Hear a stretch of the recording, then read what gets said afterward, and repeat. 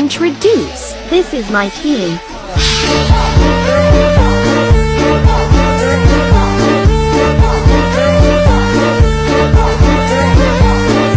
Aduh, ini beda nih.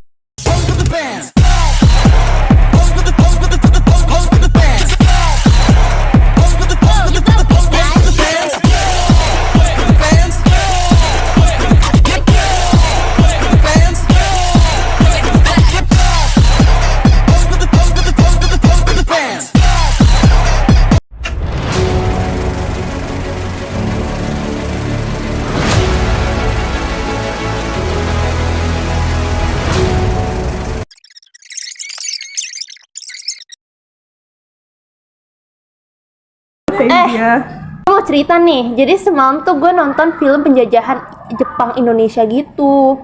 Filmnya sadis banget coy. Emang iya? Coba ceritain dong. Sedikit aja ya, soalnya gue juga semalam ketiduran nih. Soalnya pasukan negeri Sakura tuh nyerang Pearl Harbor.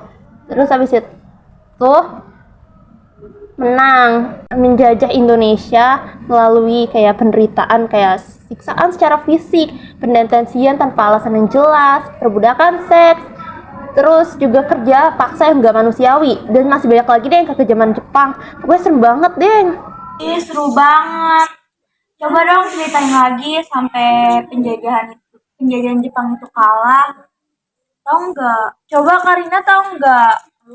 Kalau tahu ceritain dong, please. Gue taunya cuma sedikit doang.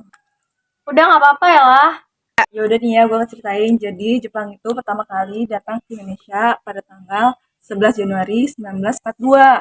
Nah, wilayah pertama yang didatangi Jepang itu Tarakan, Kalimantan Timur. Tujuannya untuk mengambil bahan bakar minyak yang ada di sana. Nah, Kalimantan itu wilayah pertama yang dituju sama Jepang. Karena si Jepang itu butuh bahan bakar minyak. Nah, karena dia putus hubungan sama si Amerika Serikat, kayak saya cerita tadi, nah dia nyari sumber bahan bakar minyak. Nah, salah satunya ada di daerah Kalimantan. Waktu masuk ke wilayah Tarakan, Jepang tuh disambut baik banget sama rakyat Indonesia. Karena si Jepang mengaku sebagai saudara tua dan menjanjikan untuk mengusir sekutu. Saking kurangnya pendidikan waktu itu, rakyat Indonesia pun percaya dengan gerakan 3A, yaitu Jepang Cahaya Asia, Jepang Pemimpin Asia, dan Jepang Pelindung Asia, yang diharapkan akan menjadi titik awal untuk melepaskan diri dari penjajahan. Tapi nyatanya sangat berbeda dari harapan. Gerakan 3A ternyata strategi Jepang untuk menguasai Indonesia dan melakukan eksploitasi sumber daya alam maupun sumber daya manusia. Selama 3,5 tahun loh, Jepang berhasil menguasai Indonesia dan meninggalkan sejarah yang kelam karena kekejaman yang dilakukan oleh Jepang selama itu. OMG, serem banget. Gak kebayang pas hidup di zaman itu gimana ya. Lagi-lagi dong, coba April ceritain, tau nggak? Gue mah gak tahu. Coba siapa yang tahu? Omong, gimana ngapain?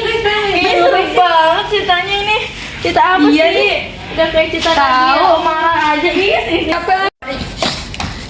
Ini nih lagi ceritain penjajahan Jepang, tapi Karina sama Cahaya ceritainnya cuma sedikit doang. Iya Syah, kepotong-potong ceritanya, setengah-setengah. Lu tahu nggak? Iya. Oh, aku tahu itu Alia ceritanya. Itu tuh kemarin aku diceritain sama mama aku. Jadi itu pas banget, aku kemarin baru ceritain. Oh iya. Jadi sebenarnya tuh orang-orang Jepang masuk ke wilayah Indonesia itu sebelum si Belanda itu menyerah. Nah, terus pada tahun 1937 waktu itu lagi Indonesia mengalami namanya krisis ekonomi. Akan tetapi si Jepang itu bisa mengantisipasi akan dampak buruk dalam menghadapi dunia atau dalam itu yang ekonomi yang akibat mengantisipasi dampak buruk dari resesi tersebut. Kenapa Jepang mampu bertahan pas krisis ekonomi melanda dunia? Karena yaitu berkat strategi perekonomian mereka. Sebaliknya perekonomian Hindia Belanda malah jadi terpuruk. Ini nih yang jadi jalan masuk awal Jepang ke wilayah Indonesia. Nah, terus tanggal 1 September 1939, Perang Dunia yang kedua itu dimulai. Jepang dan Belanda berada di kubu yang saling berhadapan. Jepang di blok fasisme bersama Jepang dan Italia, sedangkan Belanda menjadi bagian dari sekutu yang dimotori Amerika Serikat dan Inggris. Di situasi ini tentunya rugi dong. Jepang udah menanamkan investasi di Indonesia yang udah diimpor berbagai komoditas hasil alam dari Hindia Belanda.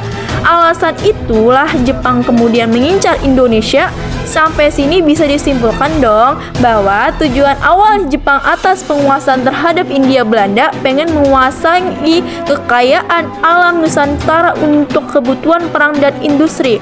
Akhirnya Jepang menduduki wilayah Teluk Banten di Jawa Barat dan Kragan di Jawa Tengah.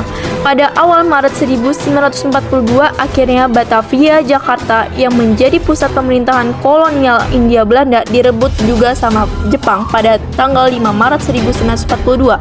Kemudian Bandung yang diambil alih 2 hari berselang. Belanda semakin terdesak dong sama Jepang. Dengan terpaksa Belanda mengadakan perundingan dengan Jepang tanggal 8 Maret 1942 di Kalijati, dekat Subang, Jawa Barat. Kedua belah pihak bertemu dalam perundingan yang dikenal dengan nama Perjanjian Kalijati. Itu diputuskan bahwa Belanda menyerah tanpa syarat kepada Jepang. Sejak saat itu, wilayah Indonesia berada dalam pendudukan pemerintahan militer Jepang. Setelah resmi menduduki Indonesia sejak 8 Maret 1942, Jepang mulai menyusun pemerintahan demi melancarkan pendudukan mereka di Indonesia. Saking curangnya Jepang membutuhkan bantuan orang-orang Indonesia untuk menghadapi sekutu di Perang Dunia Kedua. Namun di sisi lain, pada perkembangannya perlakuan Dai Nippon terhadap rakyat Indonesia justru semakin kejam. Penerapan kerja paksa Romusha dan Jugun Ianfu selama kurang lebih 3,5 tahun Jepang menjajah Indonesia. Banyak kerugian dan kesengsaraan yang ditimbulkan, semua diharapkan demi kepentingan perang untuk Jepang sehingga kehidupan masyarakat Indonesia tersiksa. Begitu pula dengan sumber daya alam yang dikuras sama Dai Nippon. Hingga akhirnya pada pertengahan tahun 1945 Jepang menunjukkan tanda-tanda kekalahan dan akhirnya menyerah kepada sekutu. Situasi ini membuka peluang bagi bangsa Indonesia untuk menyatakan kemerdekaan pada tanggal 17 Agustus 1945. Terus apa sebabnya Jepang kalah sampai pada akhirnya Jepang menyerah? Oh ya, Aisyah nggak tahu, Pril, kalau misalnya Jepang kalah. Aisyah soalnya udah ketiduran malam-malam. Oh, aku tahu. Gimana sih, gimana? Jadi kan gini ya. Jadi guys, gini. Jadi dulu tuh Jepang sebelum diserang ya, sebelum mengalami kekalahan, Jepang itu kan kayak ibarat kata ngeyel lah ya. Suka nyerang, dia tuh kayak melakukan penyerangan ke apa sih itu namanya, pelabuhan di Amerika, yang dimana menyebabkan ribuan tentara Amerika tuh tewas. Nah, si Amerika tuh kan kayak tentu nggak terima dong. Nah, akhirnya si Amerika tuh pada tanggal 6 dan 9 Agustus 1945 dia ngejatuhin bom di daerah Jepang. Ya, nama daerahnya tuh Hiroshima dan juga Nagasaki. Nah, dari tragedi itulah Jepang